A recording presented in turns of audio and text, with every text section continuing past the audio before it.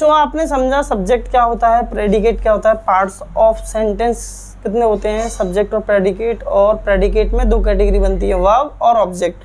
Verb भी मैंने आपको 2 कैटेगरी समझाई, क्या, हेल्पिंग वर्ब और मेन वर्ब। हेल्पिंग वर्ब आप जानते हैं, is, are, am, was, were, has, have, had, do, does, did, ये हमारी क्या होती है, हेल्पिंग वर्ब होती है। और मेन वर्ब क्या होती है, मेन वर्ब हमारी जो एक्शन रिप्रेजेंट करती है उसको मेन वर्ब कहते हैं। ठीक है, पूरा एनालिसिस करके दिखाऊंगा आपको, पहले समझ लेते हैं कि आगे की स्टोरी क्या है। तो आपने पार्ट्स ऑफ सेंटेंस समझा, तो आइए समझते हैं टाइप्स ऑफ सेंटेंस को।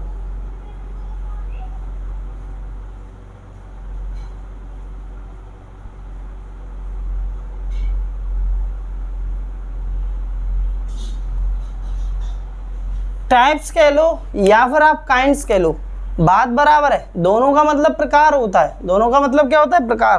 तो यहां पर अगर मैं टाइप्स ऑफ सेंटेंस की बात करता हूं, तो यहां आपके 5 प्रकार के सेंटेंस होते हैं। कितने प्रकार के, 5 प्रकार के। ठीक है, 5 प्रकार के सेंटेंस होते हैं। पहला होता है आपका असर्टिव,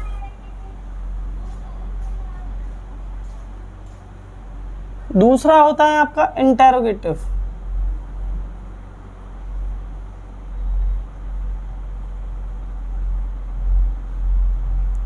तीसरा होता है आपका इंपेरेटिव,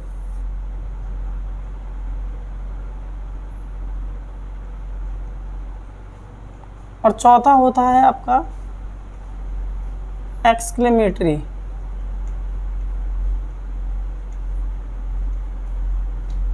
और 5वां होता है आपका ऑप्टेटिव।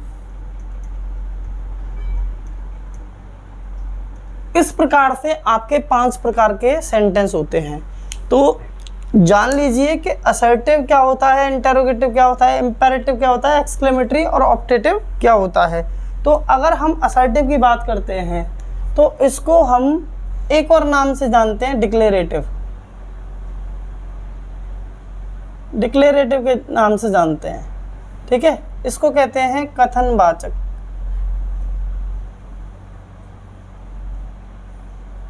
इसकी 2 कैटेगरी होती है, एक तो होता है अफर्मेटिव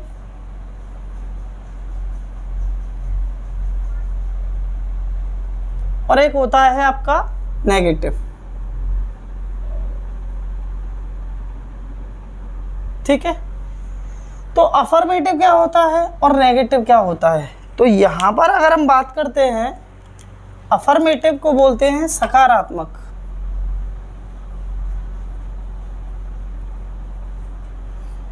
और नेगेटिव को क्या बोलते हैं, नकारात्मक।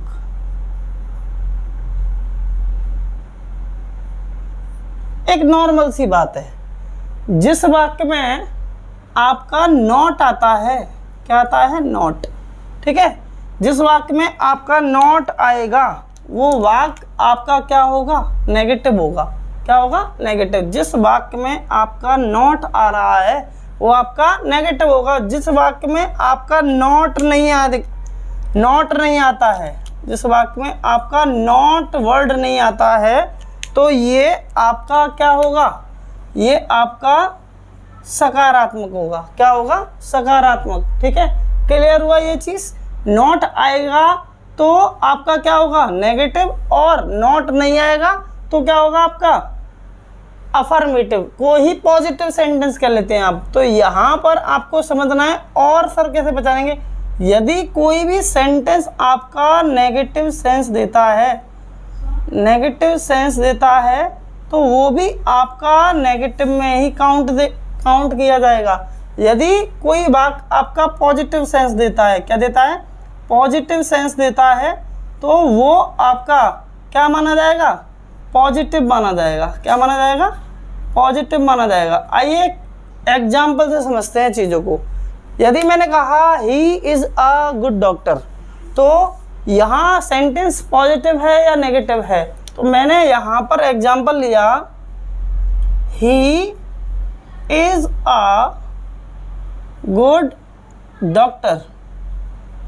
तो यहाँ पर ये पॉजिटिव है या नेगेटिव है? ये पॉजिटिव है, यानी कि अफर्मेटिव है। क्या है? अफर्मेटिव, या फिर आप कह सकते हो उसको पॉजिटिव। ठीक है, अगर इसी सेंटेंस को ऐसे लिख दिया जाए, ही इज नॉट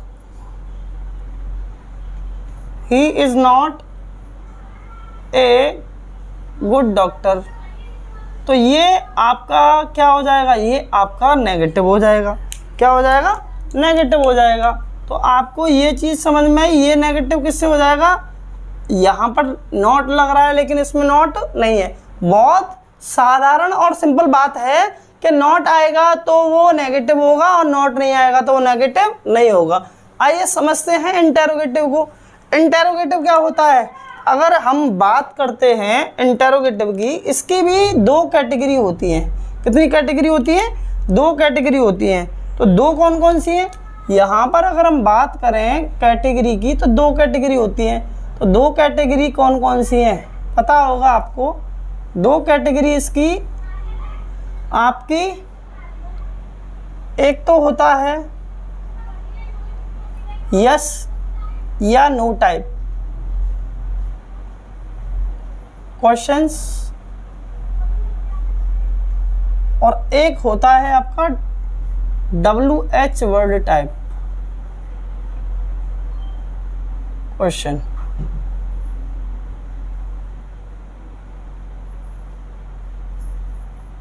ठीक है, अब यहाँ पर आपको समझना है कि इंटेरोगेटिव को प्रश्नवाचक बोला जाता है। प्रश्नवाचक, ऐसे सेंटेंस जो प्रश्न पूछने के काम आते हैं उनको इंटेरोगेटिव कहते हैं। असर्टिव की मूल पहचान है कि उसके लास्ट में क्या आता है? Full stop. और यहाँ पर इंटेरोगेटिव की मूल पहचान है, उसके बाद में क्या मिलेगा तुम्हें? Question mark. ठीक है, समझ में आई ये वाली बात? क्वेश्चन मार्क मिलेगा। ऐसे ही कुछ राइटर इस चीज को और इस चीज को, यानी कि इसको कह देते हैं डायरेक्ट क्वेश्चन, यानी कि इनडायरेक्ट क्वेश्चन।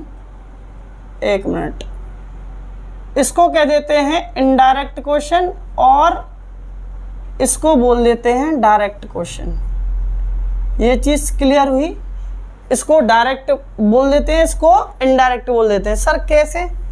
हमें ये चीज समझ में नहीं आई, आइए समझाता हूँ। मैंने बोला यहाँ पर आपका पहला प्रश्न ये हुआ कि हम कैसे पहचानेंगे कि यस या नो टाइप क्वेश्चन है, और हम कैसे पहचानेंगे WH वर्ड टाइप क्वेश्चन है। तो आपको पता होना चाहिए जो आपका वाक्य हेल्पिंग वर्ब से स्टार्ट होता है, किससे स्टार्ट होता है? हेल्पिंग वर्ब से, तो वो आपका जाएगा किस कैटेगरी में? यस या नो टाइप। ठीक है, हेल्पिंग वर्ब का मतलब जानते हैं? सहायक क्रिया। जो आपका सेंटेंस स्टार्ट होगा WH वर्ड फैमिली से, WH वर्ड फैमिली से स्टार्ट होगा, वो आपका जाएगा किस कैटेगरी में? WH वर्ड टाइप क्वेश्चन में। तो आपको ये अच्छे तरीके से समझ में आया। अगर हम बात करते हैं, एक बार फिर बता देता हूँ कि हेल्पिंग वर्ब जो होती हैं आपकी क्या होती हैं। तो हेल्पिंग वर्ब होती हैं आपकी is, are, am, was, were, do, does और आपका डिड, हैज, हैव, हैड। आप जानते हैं सारी चीज़ें। ठीक है, तो ये चीज़ क्लियर हुई। और WH वर्ड क्या होते हैं? WH वर्ड आप जानते हैं? What, when, why, how, where, who, whom, ठीक है, हाउ मैनी,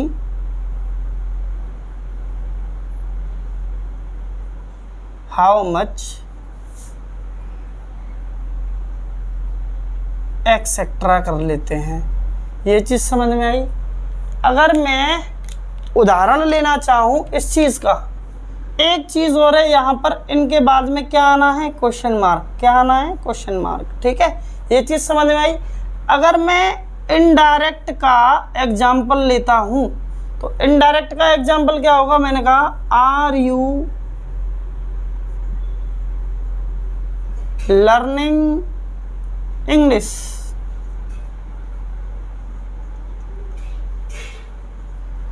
तो इसका मतलब क्या हुआ, क्या तुम इंग्लिश सीख रहे हो? तो यहाँ पर जो हेल्पिंग वर्ब है वो क्या है हमारी आर, तो हेल्पिंग वर्ब से स्टार्ट हुआ, इसका मतलब ये क्या कहलाएगा, ये कहलाएगा यस या नो टाइप। आपका जो आंसर होगा वो आंसर क्या होगा, आपका जो आंसर होगा वो ये होगा यस, क्या होगा यस, या फिर क्या हो सकता है आपका आंसर नो। ठीक है, तो यस या नो में आंसर देंगे तो वो आपका क्या होगा, यस या नो टाइप क्वेश्चन होगा। आइए समझते हैं WH वर्ड टाइप को। तो अगर मैंने कहा आपसे हु आर यू,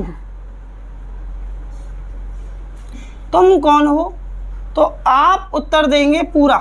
ठीक है, क्या देंगे, आप कहेंगे आई एम रवि, मैं रवि हूं, मैं रवि हूं। तो यहां पर आपने जो क्वेश्चन दिया वो दिया शॉर्ट में, शॉर्ट मैनर में। ठीक है, केवल यस या नो बोल के काम चला लिया। ठीक है, यहां पर आपको आंसर देना है किसमें, फुल मैनर में। तो अगर आप आंसर देते हैं शॉर्ट मैनर में तो वो होता है आपका क्या, यस या नो टाइप क्वेश्चन। यदि आप आंसर देते हैं फुल मैनर में तो वो होता है आपका क्या, WH वर्ड टाइप। आइए समझते हैं इम्पेरेटिव सेंटेंस क्या होता है। तो यहाँ पर इम्पेरेटिव की अगर बात करते हैं तो इसको हिंदी में मालिक कहते हैं आज्ञा सूचक वाक्य। क्या कहते हैं, आज्ञा सूचक वाक्य बोलते हैं। आज्ञा सूचक वाक्य यानी कि जिसमें ऑर्डर, रिक्वेस्ट, कमांड, एडवाइस ऐसी फीलिंग आती हैं, जैसे हम कह रहे हैं आपसे open the door, shut the window, तो यहाँ पर ये आज्ञा सूचक वाक्य होते हैं।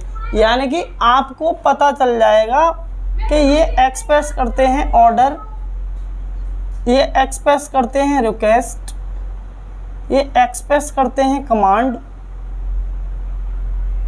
ये एक्सप्रेस करते हैं एडवाइस, ये एक्सप्रेस करते हैं आपका, इसमें फॉरबिड शब्द यूज होता है। ठीक है, ऐसे शब्दों का यहाँ प्रयोग होता है। ठीक, अगर हम बात करते हैं इसके एग्जाम्पल्स की तो यहाँ हम इसको समझ सकते हैं। मैंने बोला open the door, open the door, तो ये हमारा क्या है, ये हमारा इम्पेरेटिव सेंटेंस है। इम्पेरेटिव सेंटेंस की मूल पहचान है, ज़्यादातर इम्पेरेटिव सेंटेंस वर्ब से स्टार्ट हो जाते हैं। किससे स्टार्ट हो जाते हैं, वर्ब से स्टार्ट हो जाते हैं। जैसे मैं और बोलूँ डू इट, ये करो, तो यहाँ पर ये दोनों क्या हैं, ऑर्डर बता रहे हैं। क्या बता रहे हैं, ऑर्डर। ये दोनों के दोनों सेंटेंस ऑर्डर को रिप्रेजेंट कर रहे हैं, यस या नो, यस। तो यहाँ पर आपको एक चीज़ तो ये समझ में आई कि ये जो है हमारे इम्पेरेटिव सेंटेंस होते हैं जो ऑर्डर, रिक्वेस्ट। मैंने कहा please complete your homework,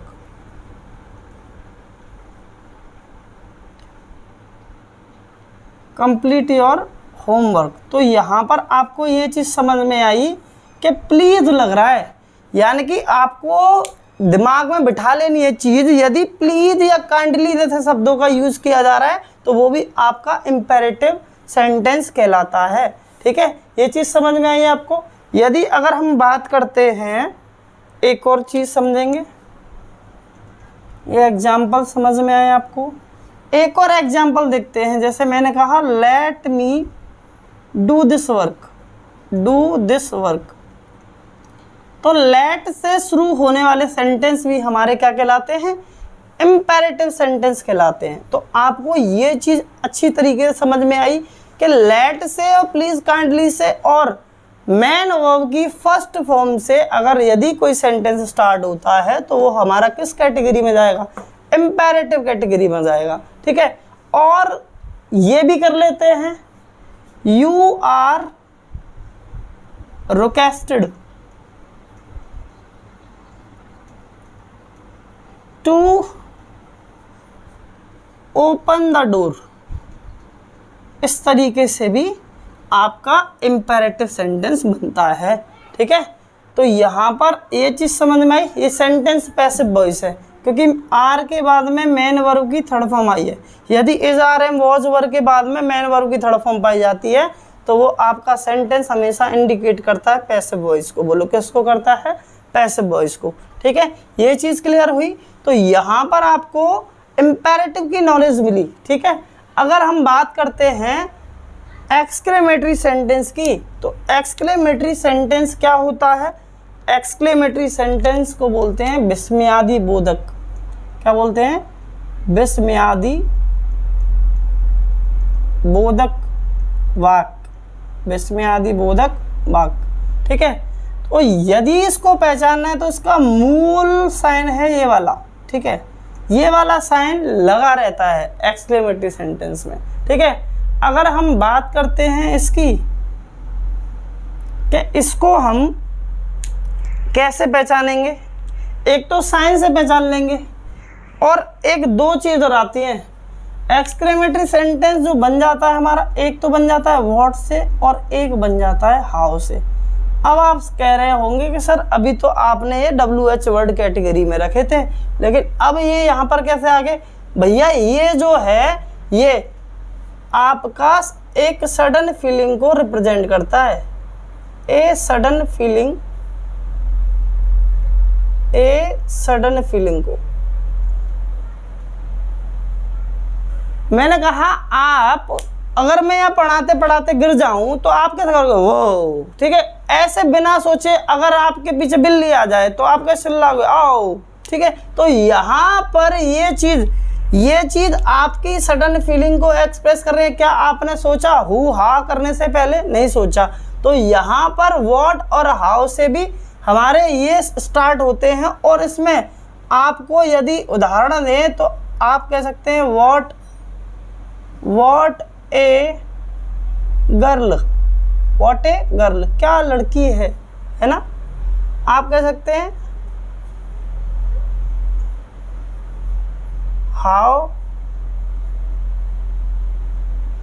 how a nice boy, how a कितना सुंदर लड़का है, कितना सुंदर लड़का है। तो इस तरीके से आपको ये चीज़ समझ में आई। यदि हम बात करते हैं एक्सक्लेमेटरी वर्ड्स की, किसकी बात करते हैं? एक्सक्लेमेटरी वर्ड्स की बात करते हैं। एक्सक्लेमेटरी वर्ड्स की अगर हम बात करें तो यहाँ पर जो वर्ड्स यूज़ होते हैं वो होते हैं हमारे, जैसे आपने देखा होगा हाय, ठीक है, हेलो, ये सब सुने होंगे आपने। वाओ, ओहो, आहा, आउच। अगर नेक लग जाए लड़की को तो उसके मुंह से आवाज़ निकलती है क्या? आउच। क्या निकलती है? आउच। ठीक है, तो ये क्या है? एक्सक्लेमेटरी वर्ड है। अगर हम कहें ब्रेवो, अगर धोनी छक्का मार दे या मैच जीत जाए, ठीक है, तो उसका कैप्टन क्या कहेगा? ब्रेवो। क्या कहेगा कैप्टन उसका? ब्रेवो। उसका जो ओनर है, मालिक है उसकी टीम का, वो कहेगा ब्रेवो, है ना? समझ में आई ये वाली बात? क्लियर हुई? तो ये हमारे क्या होते हैं? Exclamatory words. इनसे भी हमारा एक्सक्लेमेटरी सेंटेंस पहचाना जा सकता है। आइए समझते हैं लास्ट वाले को, ऑप्टेटिव। इसको बोलते हैं इच्छा सूचक। क्या बोलते हैं? इच्छा सूचक वाक्य। इच्छा सूचक वाक्य बोलते हैं इसको। ठीक है, तो यहाँ पर आपको बताना है कि इच्छा सूचक क्या होता है। जो आपकी क्या, अगर देखा जाए तो ये किसको रिप्रेजेंट करेंगे? ये रिप्रेजेंट करेगा विश को। किसको रिप्रेजेंट करेगा? विश। ठीक है, ये करेगा रिप्रेजेंट किसको? प्रे को, प्रे। ये किसको रिप्रेजेंट करेगा? ब्लेस को। ठीक है, या फिर कह सकते हैं bad good bye, bad good bye. ऐसे शब्द यदि आपके सेंटेंस में आते हैं तो वो आपका क्या कहलाता है? Optative sentence. इच्छा सूचक वाक्य। क्या कहलाता है? इच्छा सूचक वाक्य। यदि हम इसके उदाहरण लेना चाहें, क्या लेना चाहें? उदाहरण लेना चाहें, एग्जाम्पल लेते हैं। मैंने कहा I wish I were a king. काश में एक राजा होता। क्या होता? काश में एक राजा होता। ठीक है, तो यहां पर आपको बताना है कि आई विश जो आया है वो बच्चों क्या है? ऑप्टेटिव रिप्रेजेंट कर रहा है, लेकिन ये इमेजिनेशन सेंटेंस है। क्या है? इमेजिनेशन। इमेजिनेशन वाले सेंटेंसों में हम कोई भी सब्जेक्ट हो उसके साथ हम वर का यूज करते हैं। किसका यूज करते हैं? वर का यूज करते हैं। ठीक है, क्लियर हुआ? मैंने कहा अगर आपसे he wished that the king might live long, तो यहां पर जो है आपका ये सेंटेंस पूरा का पूरा रिप्रेजेंट कर रहा है किसको? ऑप्टेटिव को। यदि तुम कहते हो, सिंपल तरीके से कहते हो, आप किसी का जन्मदिन होता है तो क्या कहते हो? God bless you. आप किसी को अगर आशीर्वाद देते हो क्या कहते हो? God bless you. ठीक है, या फिर आप कह देते हो may you live long, may you live long. तो यहां पर ये भी क्या है हमारे? ये भी हमारे ऑप्टेटिव सेंटेंस है। सर कैसे पहचाना? क्योंकि इसमें ज़्यादातर जो आपको बता दूं में या तो हाइड होता है या फिर आपको गिवन होता है। ठीक है, एक चीज़ और, यहाँ पर जो ब्लेस आया है, लिव आया है, सब्जेक्ट कोई भी हो, लेकिन प्यारे बच्चों आप इनमें एस ई एस और आई ई एस का यूज नहीं कर सकते। क्यों सर? क्यों नहीं कर सकते? क्योंकि गॉड तो हमारा सिंगुलर सब्जेक्ट है। ये इच्छा सूचक वाक्य इसलिए हैं क्योंकि ये रिप्रेजेंट कर रहे हैं एक व्यक्ति की फीलिंग को। किसको? फीलिंग को। तो यहाँ पर ये एक्सक्लेमेटरी का साइन दिख रहा है आपको, तो ऑप्टेटिव सेंटेंस में हम इन वर्बों के साथ में S E S I E S का यूज नहीं करते हैं। तो आई थिंक आपको बहुत अच्छे तरीके से टाइप्स ऑफ सेंटेंस समझ में आया होगा।